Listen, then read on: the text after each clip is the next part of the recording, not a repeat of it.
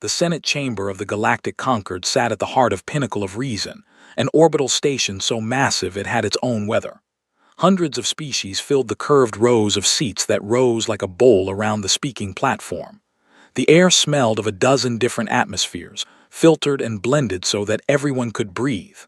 Light shifted in soft waves across the ceiling, meant to calm. It did not calm anyone today. Draven Call sat in the small section marked for Earth's delegation. There were only 4 seats. Humanity had earned provisional membership 12 years ago, after first contact with a Velith trading ship near Jupiter. 12 years was nothing in galactic politics. Humanity was still the new species, still the unknown, still the one everyone watched from the corner of their eyes. Draven was not a soldier, he was a diplomat. Before the stars opened up, he had spent 20 years negotiating hostage situations, border conflicts, and civil wars across Earth. He was 53 years old. His hair was gray at the edges. His eyes were dark and still, the kind of eyes that watched everything and gave away nothing. He sat with his hands folded on the desk in front of him. He did not fidget. He did not whisper to his aides. He simply waited. The reason for today's session stood on the speaking platform below. High Arbiter Yulan Vor was a Velith.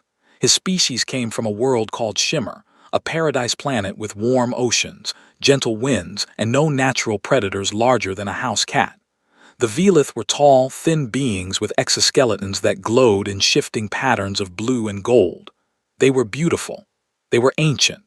They had been part of the Concord for over 3,000 years, and Yulan carried that history like a crown.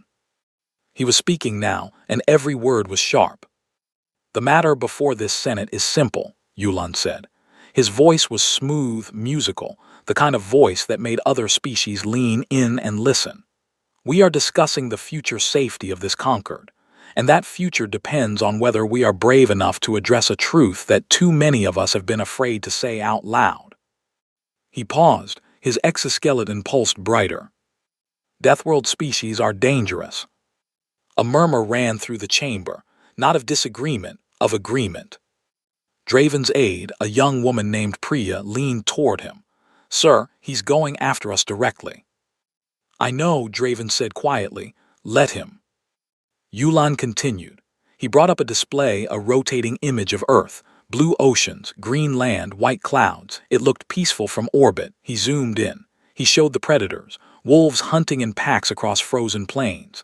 Great white sharks cutting through dark water, crocodiles older than most galactic civilizations, lying still as stone before exploding into violence, venomous snakes, swarms of insects that could strip flesh from bone. "This," Yulan said, "is a Class 12 death world, one of the most hostile environments ever recorded, and these are the creatures that share it with humanity." He let the images hang in the air. "Now let me show you what humanity did on this world."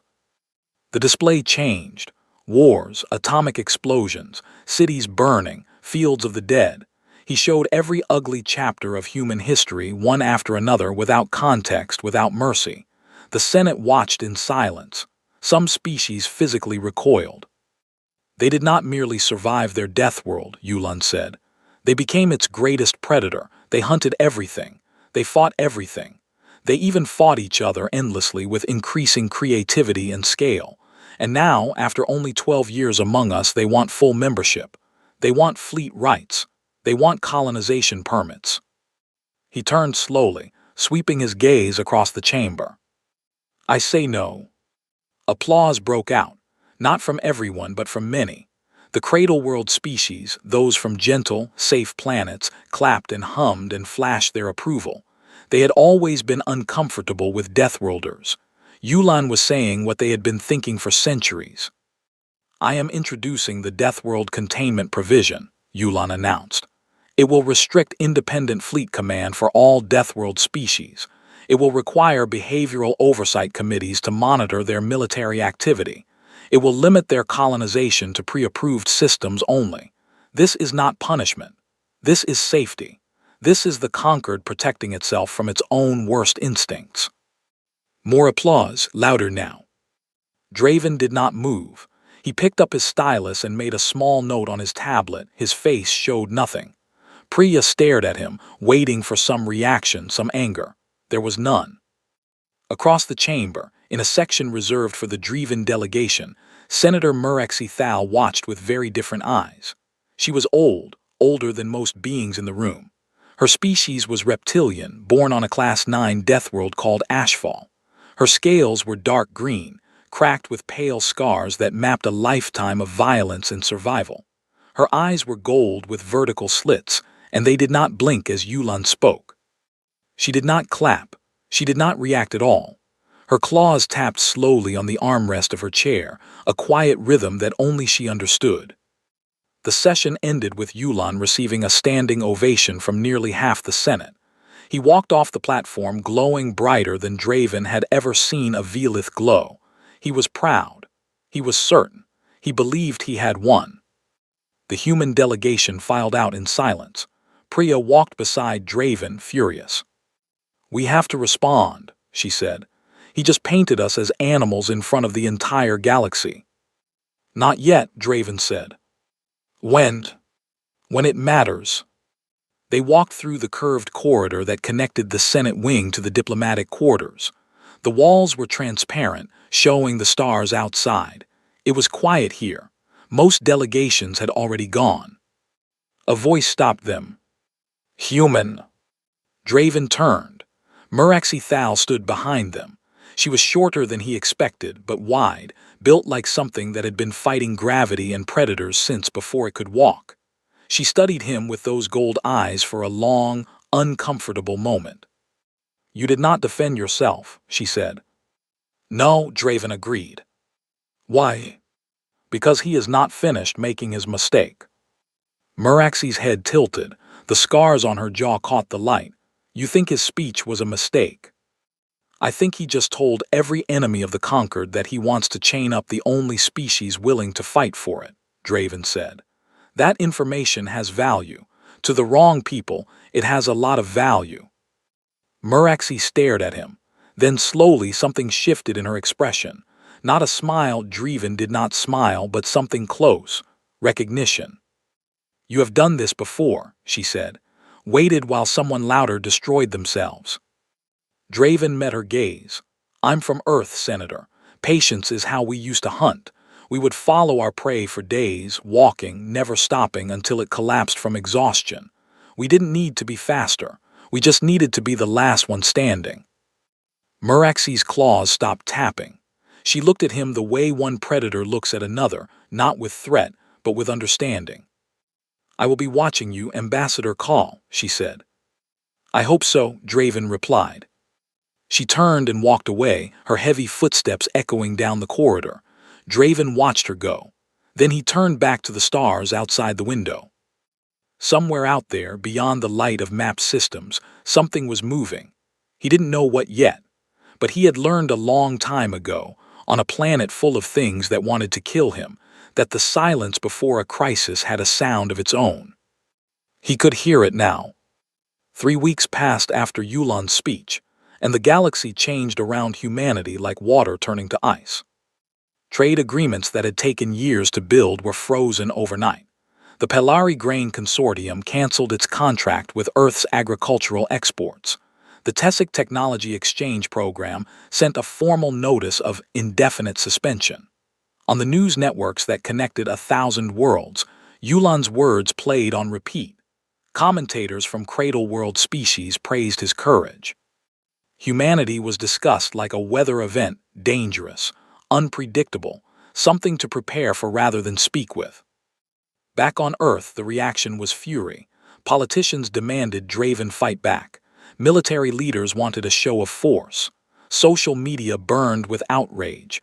The message from home was clear and loud: do something. Draven did nothing. Or at least, that was what it looked like. He stopped attending public Senate sessions. He canceled interviews.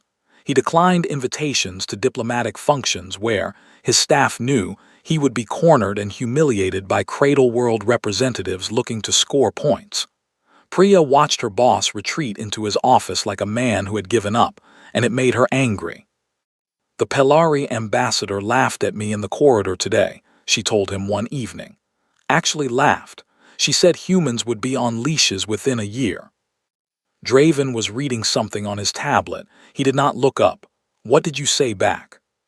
Nothing, because you told me to say nothing. Good. It doesn't feel good, sir. Draven set the tablet down. He looked at her with those calm, dark eyes that had talked gunmen into surrendering and warlords into peace deals, back when the biggest stage was a continent and not a galaxy. Priya, every person who has ever underestimated a human has done so because we let them. That is not weakness. That is the oldest strategy our species knows. We let the prey think it is safe. We let the predator think it has won. And then we show up at the moment they cannot afford to ignore us. And when is that moment? Soon I can feel it. He went back to his tablet. Priya left unconvinced. But Draven was not idle. He was building something, quietly and carefully, the way a spider builds a web in a dark corner where no one thinks to look. Every night he sent encrypted messages to two delegations. The first was the Dreven. The second was the Gorath, a species of enormous, silicon-based pack hunters from a Class 11 Deathworld called Ironfall. The Gorath were 8 feet tall, gray-skinned, and built like boulders with legs. They spoke in deep rumbles that shook furniture. They had been conquered members for 500 years and had never once been thanked for the wars they had fought on the conquered's behalf. Both species responded to Draven's messages. Both were interested in what he had to say. Both had been watching Yulan's campaign with the cold patience of creatures who had learned, over generations, that the loudest voice in the room was rarely the most dangerous. Draven also reached out to 3 non-Deathworld species who had reasons of their own to distrust Yulan. The Quarren, whose trade routes were controlled by Velith tariffs. The Masari, whose petition for expanded territory had been blocked by Yulan's committee for 6 years. And the Holoth, a quiet species of deep-water beings who simply did not like bullies. These were not allies, not yet. But they were cracks in the wall Yulan was building, and Draven knew how to work with cracks. The most important work, though, was the file. Draven had requested access to the Conquered's military archives, 200 years of records covering every conflict, every border skirmish, every pirate raid, every existential crisis the galaxy had faced. The archives were public, technically, but so vast and poorly organized that no one had ever compiled them into a single coherent picture. Draven did. Night after night, he read reports written in languages his translator struggled with, cross-referenced casualty lists, mapped fleet deployments, and built a simple, devastating document. The document answered one question: when the galaxy was in danger, who actually fought? The answer was always the same: Deathworlders, every single time. The Dreven had held the line during the Kethai's expansion 400 years ago, losing a third of their fleet to protect conquered space. The Gorath had broken the Sarathi pirate clans a century later, boarding their stations in hand-to-hand combat that Cradle World soldiers would not have survived. And in the 12 years since humanity had joined, human ships and human soldiers had responded to 9 separate emergency calls, more than any other species in that time. The Cradle World species had funded the wars. They had voted for the wars, but they had not fought them, not once. Draven saved the file and encrypted it. It was not a weapon yet, but it would be. On the 22nd day after Yulan's speech, Muraxi Thal visited Draven in his quarters. She came alone, which was unusual for a senator of her rank. She sat in the chair across from his desk, her heavy tail curling around the chair leg, and studied the room with those golden eyes. "Your office is very plain," she said. "I don't need much." "No, your kind never does. That is what makes you unsettling." Draven offered her water. She accepted. They sat in silence for a moment, the comfortable silence of 2 people who did not need to fill the air with noise. "I have been thinking about what you said," Murexi told him. "About patience, about following prey until it falls." "Persistence hunting," Draven said.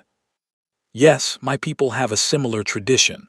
On Ashfall there is a predator called the Vorax. It is faster than us, stronger, better armored. But we learned that if we chased it long enough it would overheat. Its body could not cool itself while running, so we would chase it for hours under the burning sun until it simply stopped, and then we would kill it. She looked at him. Yulan does not know what it means to be chased. He comes from a world where nothing chases anything. He thinks strength is a speech. He thinks power is a vote. And you know different, Draven said. I know that power is the ability to endure longer than your enemy, and I know that you know this too. She leaned forward. What are you building, Ambassador? A truth. Truths are dangerous. Only to those who have been lying. Muraxi studied him for a long moment, then she stood. At the door she stopped and looked back. Yulan has hunted with words his entire career. He has attacked species who could not strike back. He has built his power on the fear of things he has never faced. Her gold eyes caught the light. But he has never been hunted himself. He does not know what that feels like. She left. Draven sat alone in his office. The stars outside his window were cold and countless. He pulled up the Concord's early warning network on his screen, a habit he had developed in his first week on the station. Most diplomats never looked at military channels. Draven always did, because he had learned long ago that the world never warned you before it tried to kill you. You had to be watching. Tonight he saw something. A small alert flagged low priority by the automated systems. A Velith colony called Shimmering Reach in a border system 3 jumps from the station had missed its scheduled communication check-in. The system had logged it as a probable technical malfunction. Draven stared at the alert for a long time. He opened a secure channel to his intelligence contact on Earth, a woman named Director Seentz, who ran deep space threat analysis for the United Nations Space Command. "Tell me about Shimmering Reach," he said.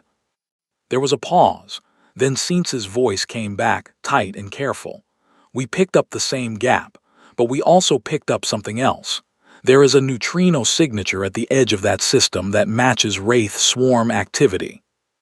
Draven's blood went cold. The Wraith Swarm, a hive-minded predatory species from the deep void between galaxies, biomechanical, relentless. They consumed worlds. No conquered fleet had ever successfully driven them back. They simply arrived, devoured, and moved on. "How sure are you?" Draven asked. 70%, rising. Draven closed the channel. He sat still for a full minute, processing. Then he opened 2 new channels, one to Earth Fleet Command, one to Muraxi Thal. "Senator," he said when Muraxi answered, "I need to meet with you and the Gorath delegation, tonight." "Why?" "Because the galaxy is about to learn what Yulan's containment provision actually costs." The confirmation came at dawn, station time. Shimmering Reach was gone. Not destroyed in the way a war usually destroyed things, with wreckage and debris and distress signals fading into static. Gone in the way that only the Wraith Swarm could manage. The planet's surface had been stripped. Its oceans were dark. Its atmosphere was thinning, pulled apart by biomechanical harvesters the size of mountains that clung to the planet like parasites on a dying animal. 18 million Velith civilians had lived there. The automated distress beacon had triggered too late. By the time anyone heard it, there was no one left to rescue. The Senate was called into emergency session. The chamber, which had been so full of confidence and applause 3 weeks ago, was now full of fear. Delegates spoke in hushed voices. Some species had pulled their representatives entirely, fleeing back to their home systems. The empty seats were impossible to ignore. Yulan Vor stood on the speaking platform, and for the first time in his long career, he did not glow with confidence. His bioluminescence was dim, flickering in uneven patterns that the Velith could not always control, patterns that meant stress, confusion, fear. He gripped the podium with thin fingers and addressed the Senate. "The conquered fleet has been mobilized," he said. "Admiral Theska is leading a task force of 47 ships to intercept the swarm before it reaches the Vaelan and Sarai systems." He said it like it was a solution, like saying the words would make them true. But Draven, sitting in his small section with Priya beside him, knew better. He had spent the night reading everything the Conquered had on the Wraith Swarm. The reports went back 600 years. The pattern was always the same. The swarm arrived. Fleets were sent. Fleets were destroyed. The swarm fed and moved on when there was nothing left to consume. Admiral Theska was a Pelari, a cradle-world species of tall, willowy beings who were brilliant at logistics and terrible at violence. Her fleet was made up almost entirely of cradle-world crews. Their ships were fast, well-designed, and beautiful. They had won simulated exercises for decades, but they had never faced an enemy that did not respond to communication, that did not negotiate, that did not stop. The fleet engaged the swarm 14 hours after deployment. Draven watched the battle feed from his office, along with Priya and a small team of human military advisors who had been quietly attached to his staff. The feed was delayed by minutes due to distance, but the story it told was clear. Admiral Theska ordered her fleet into a standard containment formation, a wide arc meant to surround and compress the enemy into a smaller area where concentrated fire could destroy them. It was textbook, it was elegant, and it was useless. The Wraith swarm did not behave like a fleet. It behaved like a living thing. The biomechanical ships, if they could even be called ships, twisted and reformed, splitting apart and reconnecting like cells dividing. They flowed around the containment arc like water around stones. 2 conquered cruisers were hit in the first 3 minutes. Their shields held for seconds. Then the swarm's harvesters latched on, and the ships began to come apart, piece by piece, consumed while their crews screamed on open channels. Theska ordered a retreat. The fleet pulled back. They had lost 2 ships and damaged 6 more. They had not destroyed a single swarm unit. Panic hit the Senate like a wave. Delegates shouted over each other. Some demanded more ships. Others demanded negotiations, even though every expert in the chamber knew the swarm did not communicate. Yulan stood at the center of it all, his glow flickering wildly, calling for order that would not come. Draven waited. He sat through 2 hours of chaos, watching, taking notes, saying nothing. Priya looked at him several times, but she had stopped asking questions. She was beginning to understand. When the shouting reached its peak, Draven stood. He walked to the microphone at his delegation's desk and pressed the request button for emergency speaking rights. The system chimed. The chamber went quiet, not out of respect, but out of surprise. The human had not spoken publicly in weeks. Most of them had forgotten he was there. The Speaker of the Senate, a Holith named Vane, granted the request. "Ambassador Call, you have 5 minutes." Draven walked down the steps to the speaking platform. He moved slowly, deliberately, the way he always did, the way a man who had survived 100 dangerous rooms had learned to move. He carried a single data tablet. He set it on the podium. He looked up at the hundreds of faces staring down at him. He did not raise his voice. 3 weeks ago, High Arbiter Yulan Vor stood on this platform and told you that Deathworld species were dangerous. He showed you images of Earth's predators. He showed you our wars. He made you afraid of us, and many of you applauded. Silence. Today, you are afraid of something else. The Wraith swarm has consumed Shimmering Reach. 18 million Velith are dead. Your fleet engaged and was forced to retreat in minutes. Admiral Theska is a fine officer, but she was given ships crewed by species who have never fought a predator, who have never been hunted, who have never known what it feels like to be prey. He tapped the tablet. The display above the platform changed. It showed a timeline, 200 years of conquered military history, every major conflict, every existential threat. Beside each event was a simple chart showing which species had provided combat forces. "This is your own history," Draven said. "Your own records. I did not create this data. I simply organized it so that everyone in this chamber could see what, until now, has been very easy to ignore." He pointed to the first entry. The Kethai's expansion, 412 years ago. The Dreven lost 31% of their fleet defending conquered space. No Cradle World species deployed combat vessels. He pointed to the next. The Sarathi Pirate Wars, 309 years ago. The Goreth boarded enemy stations in close combat. 1,400 Goreth soldiers died. No Cradle World species participated in ground operations. He moved through the list, entry after entry, the same pattern: Deathworld species fighting, Cradle World species funding, voting, and watching from a safe distance. In the 12 years since humanity joined this conquered, Draven said, human ships have responded to 9 emergency military calls, more than any other species in the same period.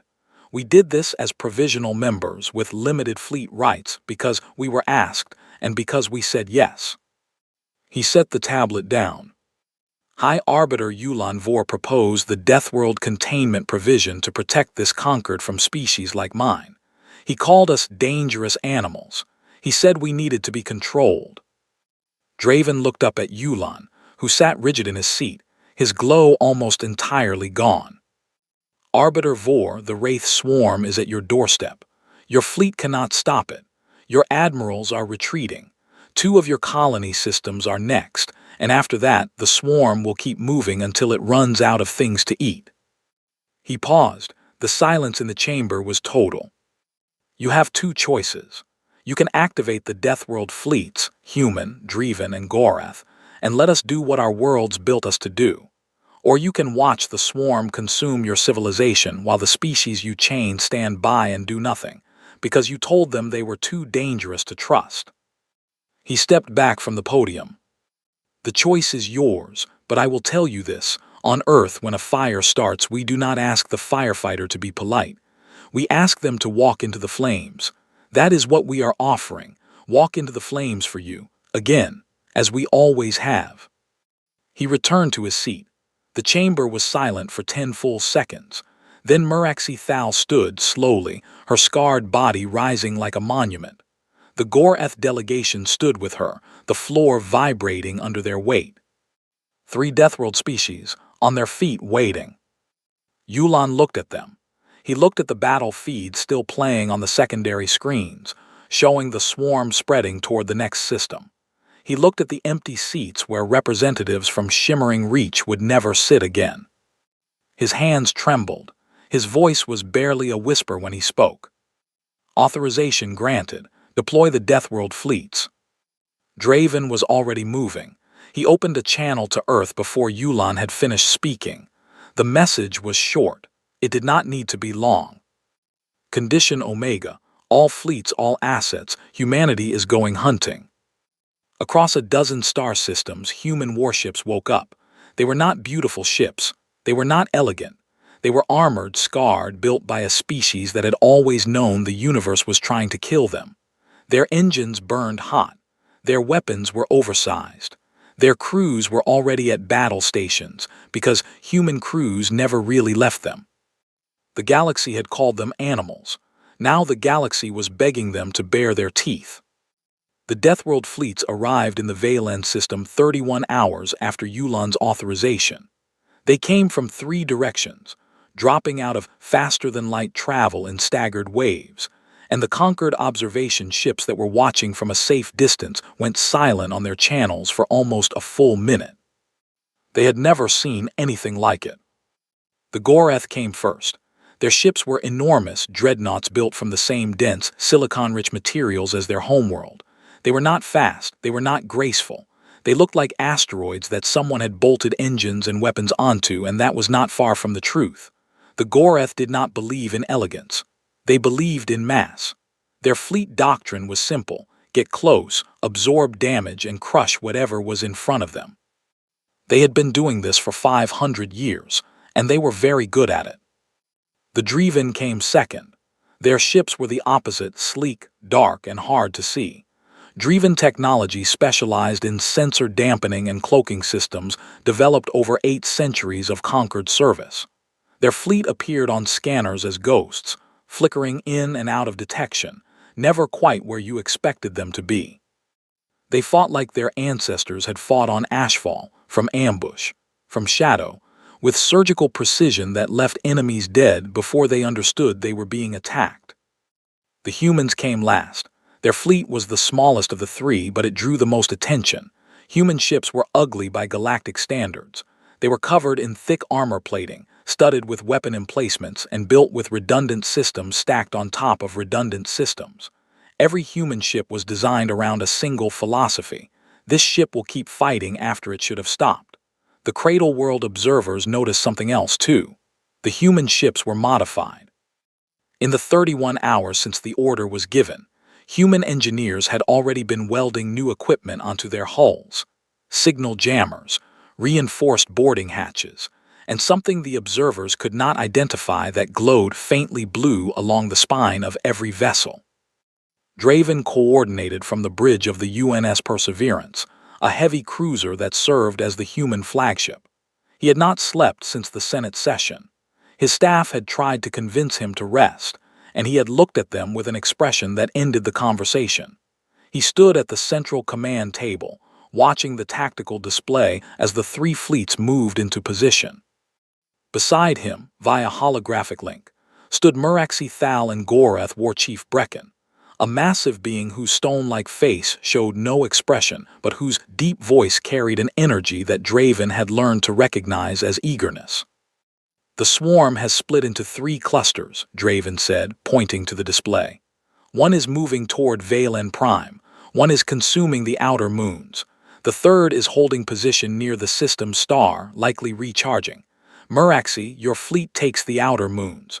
Brecken, you take the cluster at the star. My fleet will handle Valen Prime." Brecken rumbled, "You take the largest cluster for yourself." "We have something we want to test," Draven said. "What?" "You'll see." Muraxi's hologram flickered as she gave her own orders in rapid Draven. She looked back at Draven. "My ships are ready. We will be invisible until we are not." "That's what I'm counting on." The battle began at 3:47 station time, and it was unlike anything the Conquered had ever witnessed. Brecken's Gorath dreadnoughts drove straight into the swarm cluster near the star. There was no flanking, no maneuvering, no clever positioning. The Gorath simply accelerated to full speed and hit the swarm like a wall of stone hitting water. The impact was staggering. Swarm units shattered against Gorath hulls. The dreadnought's forward batteries fired continuously, massive kinetic rounds that punched through biomechanical flesh and kept going. When swarm harvesters latched onto Gorath ships, the Gorath did not try to shake them off. They simply kept pushing forward, dragging the harvesters with them, grinding them against the hulls until they broke apart. A Conquered observer, a Pelari science officer, watched from a monitoring station and whispered to his colleague, "They are not fighting the swarm. They are walking through it." At the outer moons, Muraxi's Draven fleet materialized out of nothing. One moment the swarm cluster was feeding undisturbed. The next, 24 Draven warships were among them, firing from point-blank range, targeting the nerve nodes that connected swarm units to the hive mind. The Draven did not stay still long enough to be targeted. They fired, cloaked, repositioned, and fired again. Each strike was precise. Each withdrawal was calculated. The swarm cluster tried to reform, tried to adapt, but the Draven had 800 years of experience fighting enemies that outnumbered them. They knew how to make a smaller force feel like a larger one. And at Valen Prime, the humans did something that no one expected. They jammed the swarm's communications. The blue devices along the spines of the human ships activated simultaneously, flooding the local space with a broad-spectrum signal that targeted the specific frequency the Wraith swarm used to coordinate its hive mind. Human engineers had identified this frequency during analysis of the swarm's initial attack on Shimmering Reach, working around the clock to develop a countermeasure. It was not perfect. It was rough, improvised, built in hours instead of years, but it worked. The swarm cluster at Valen Prime stopped moving. For 12 seconds, the biomechanical ships simply drifted, disconnected from each other, their coordination shattered. 12 seconds did not sound like much, but 12 seconds was enough. The human fleet opened fire with everything it had. Missiles, kinetic rounds, energy weapons, all concentrated on a swarm that could no longer dodge as a unified organism. Individual swarm units tried to react, but without the hive mind, they were clumsy and confused. They collided with each other. They fired at empty space. They broke apart under concentrated human firepower like ice under a hammer. Then the boarding parties launched. 42 human marine dropships crossed the gap between the fleet and the largest remaining swarm structure, a hive node the size of a small city. The Cradle World observers could not believe what they were seeing. No species had ever intentionally boarded a wraith swarm structure. The interior of a hive node was a nightmare of living walls, acidic atmosphere, and defensive organisms designed to digest intruders. The humans went in anyway. They went in wearing heavy combat suits built for environments that would kill an unprotected human in seconds. They carried weapons designed for close-quarters combat, short-range energy cutters, kinetic shotguns, explosive charges. They moved in teams of 4, clearing corridors that pulsed and shifted around them, killing defensive organisms that lunged from walls and ceilings. It was brutal, it was terrifying, it was methodical. A Dreven officer who was monitoring human communications turned to her captain and said, "They are not panicking. Their heart rates are elevated, but their communication is calm. They are treating this like a job." Her captain, a veteran of 40 years of Dreven military service, replied, "That is because, to them, it is. Their species has been walking into dark places and killing what they found there since before they had language. This is what they were made for." Inside the hive node, the marine teams found the central coordination cluster, the biological core that linked the node to the rest of the swarm. Sergeant Major Elena Vasquez, a woman from a small town in Argentina who had joined the military at 18 because she wanted to see the stars, planted the charges herself. Her suit was damaged. The acidic air was leaking through a crack in her helmet seal. She had maybe 10 minutes before the exposure became dangerous. She planted the charges in 4. The hive node detonated from the inside out. The shockwave rippled through the swarm cluster, and the human jamming signal amplified the chaos. Without the hive node, the remaining swarm units at Valen Prime became truly independent for the first time, and they did not know how to function alone. They scattered. They fled. Draven ordered the jamming frequency shared with the Dreven and Gorath fleets.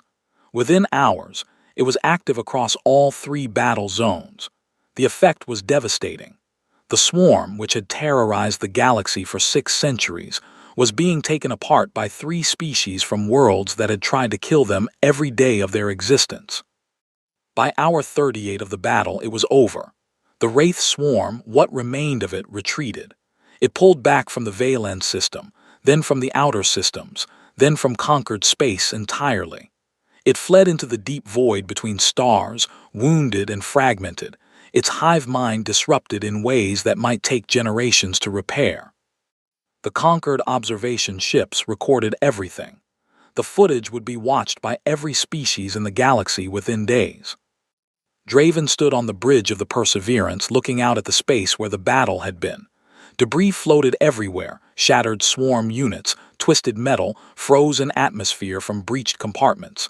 Valen Prime was still there. Its cities were damaged but standing. Its people were alive.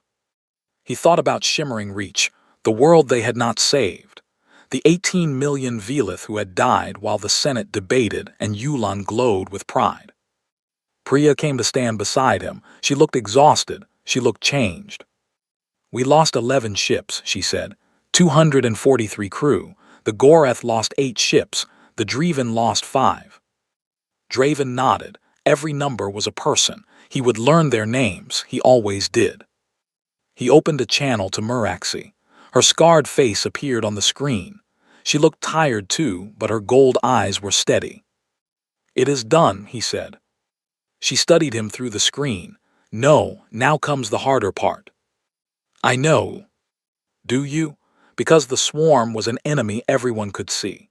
What comes next is an enemy that smiles and shakes your hand and votes to chain you while thanking you for your service. Draven looked at the debris field one more time. Then he looked back at her. "I've dealt with that kind before. We all have. That's the other thing about Earth, Senator. We didn't just learn to fight predators. We learned to survive politics." Muraxi made a sound that might have been a laugh. "Then rest, Ambassador. You will need it." He closed the channel. He sat down in his chair for the first time in 46 hours. He did not sleep yet. He stared at the stars outside the bridge windows and thought about what came next. The galaxy owed its survival to the species it had tried to cage. Now it would have to decide what that meant. And Draven knew, from a lifetime of experience, that gratitude was the most fragile thing in the universe. It never lasted, but it could be useful if you spent it at the right moment. The Senate reconvened on a Tuesday, 11 days after the Wraith swarm retreated from conquered space. The chamber looked different now. Not physically. The curved rows of seats were the same. The soft shifting lights on the ceiling were the same. The speaking platform at the center was the same. But the feeling in the room had changed in a way that everyone could sense and no one wanted to name. There were empty seats. Not many, but enough to notice. The delegates from Shimmering Reach would never return. Their section had been draped in pale cloth, a Velith tradition of mourning, and small bioluminescent flowers had been placed on each chair by surviving members of their families who had been living on other worlds when the swarm came. The flowers glowed faintly in the dim light of the chamber, a quiet reminder that 18 million people had died, while this Senate debated containment provisions and voted on leashes. In the gallery above the Senate floor, there were visitors who had never been allowed in before. Velith civilians from the Valen system, survivors, people who had watched from shelters as the sky turned dark and the swarm descended, and who had been pulled out alive by Deathworld soldiers. Some of them were bandaged. Some of them were children. They sat quietly and watched the proceedings with large, luminous eyes. Draven took his seat in the human section.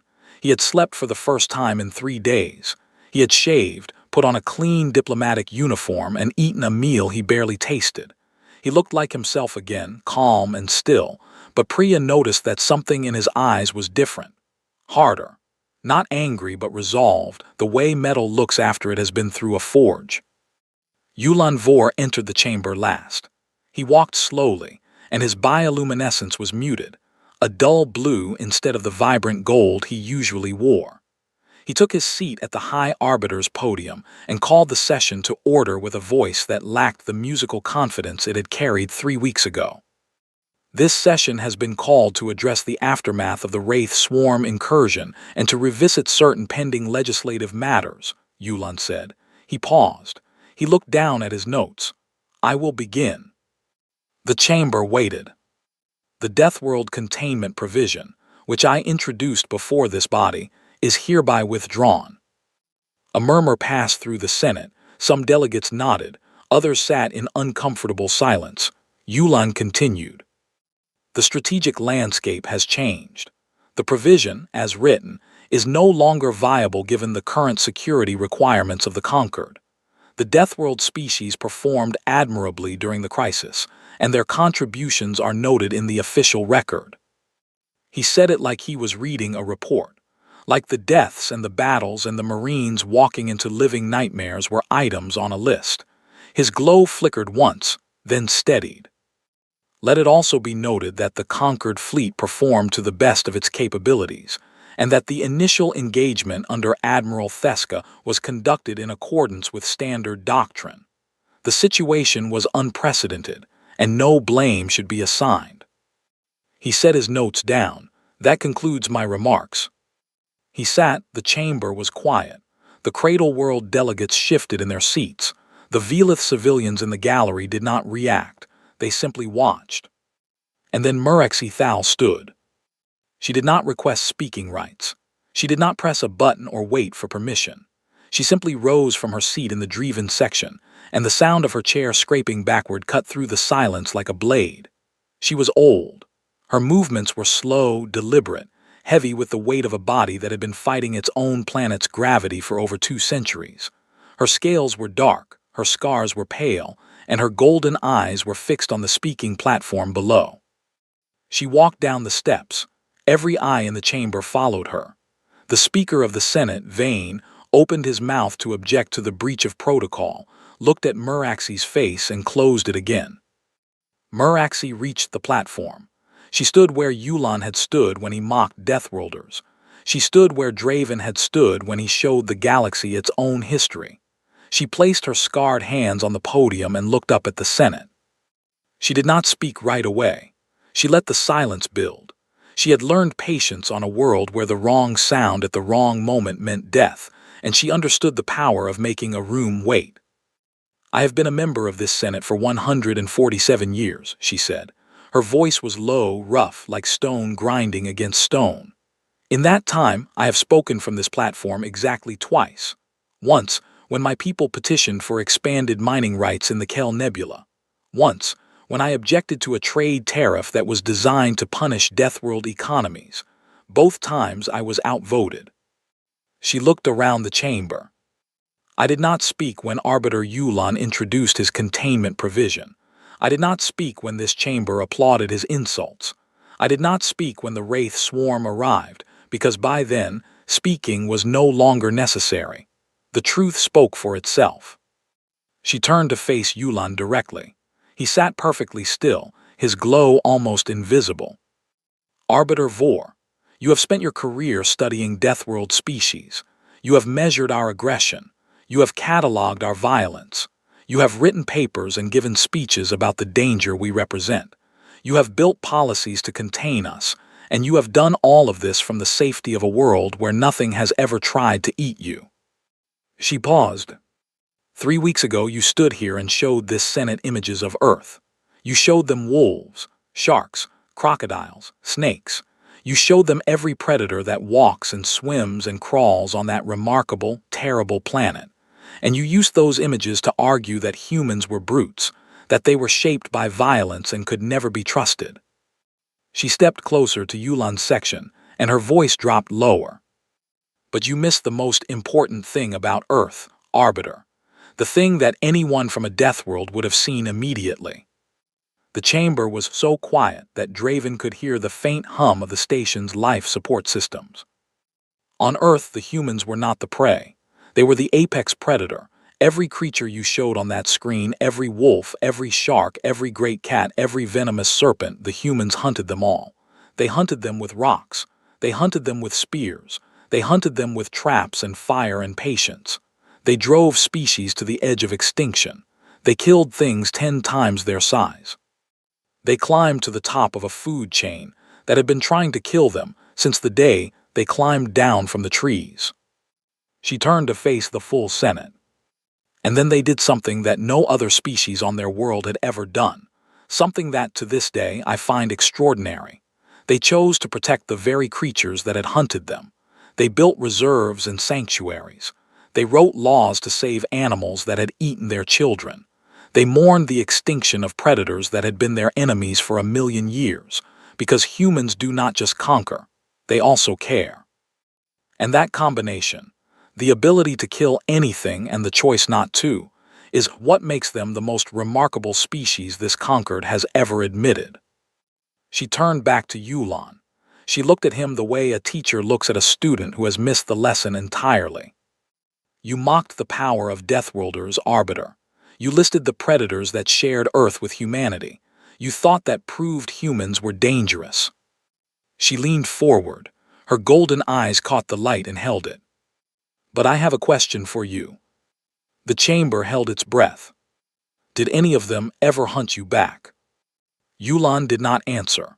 His bioluminescence went completely dark, something that, in Velith physiology, meant total surrender, total defeat. He looked down at his hands. He had no words left. Muraxi held his gaze for 3 more seconds. Then she turned to the human section, where Draven sat with his hands folded on the desk, the same way he had sat on the day this all began.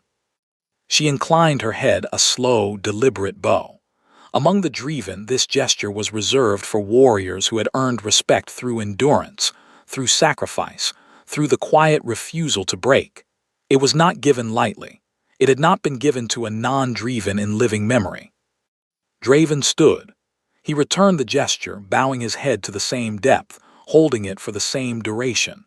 The chamber watched in silence as 2 predators, from 2 different hellworlds separated by 1,000 light years, acknowledged each other as equals.